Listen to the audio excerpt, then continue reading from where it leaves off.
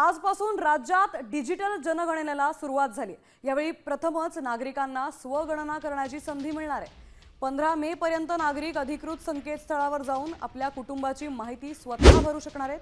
ही प्रक्रिया पूर्णतः डिजिटल असून यासाठी कोणतीही कागदपत्र अपलोड करण्याची गरज नसणार आहे। माहिती भरल्यानंतर मिळणारा 11 अंकी युनिक आयडी भविष्यातील पडताळणीसाठी जतन करून ठेवणं महत्त्वाचं आहे। तर प्रशासनाने या प्रक्रियेत नागरिकांना स्वयंस्फूर्तीने सहभागी होण्याचं आवाहन केलंय।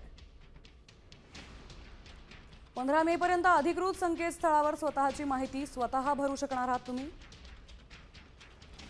तर कुटुंबासाठी एकच अर्ज आहे। एकूण 33 प्रश्नांची अचूक उत्तरं भरणं आवश्यक असणार आहे।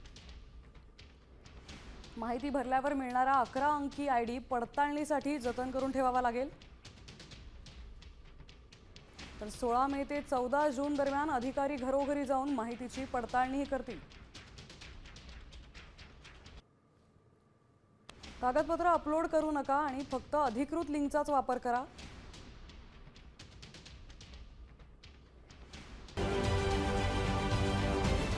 महाराष्ट्रातील सर्व बातम्यांचे विश्वासार्ह व्यासपीठ सकाळच्या सर्व सोशल मीडिया प्लॅटफॉर्मला लाईक, फॉलो आणि सबस्क्राईब करा। तसंच सर्व नोटिफिकेशनसाठी बेल आयकॉन प्रेस करायला विसरू नका।